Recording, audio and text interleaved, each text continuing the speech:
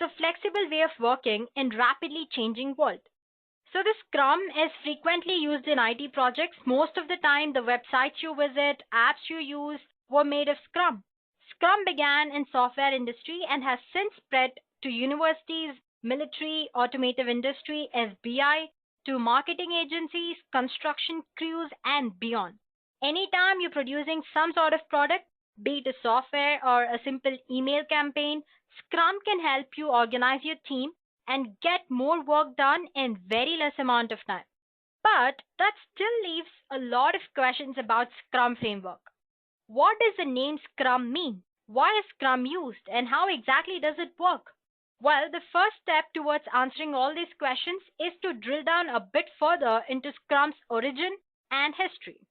So, the term Scrum was first introduced by two professors in their 1986 Harvard Business article where they described a rugby style approach to product development. One where a team moves forward while passing a ball back and forth. I'm sure you might have heard of the game rugby, right? That's what I meant to when I say rugby game here.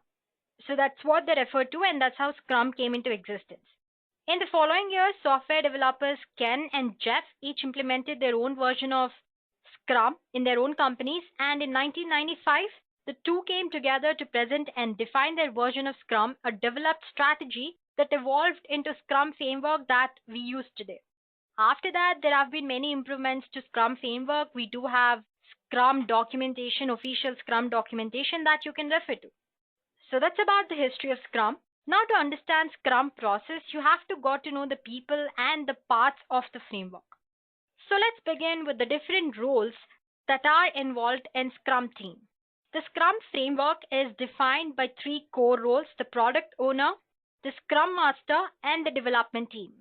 While the product owner is accountable for work the team is supposed to complete, whether they do it themselves or give it to other team members, product owner not only focuses on the work which is to be completed, but he also manages business and market requirements.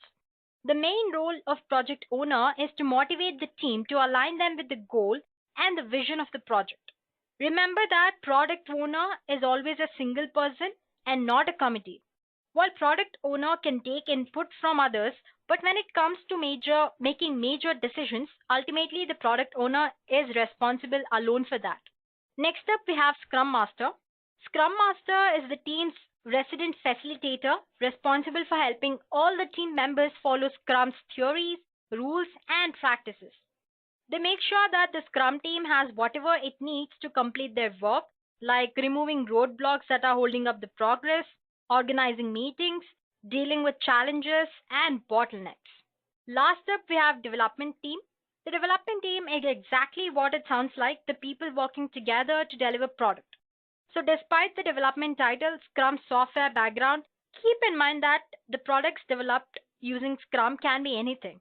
So development teams are given the freedom to organize themselves and manage their own work to maximize the team's efficiency and effectiveness. So these are the three important roles which are involved in Scrum team. What do we have here? We have product owner who is responsible for keeping the team in track. Then you have Scrum Master who keeps reminding the team about Scrum policies, rules, and practices.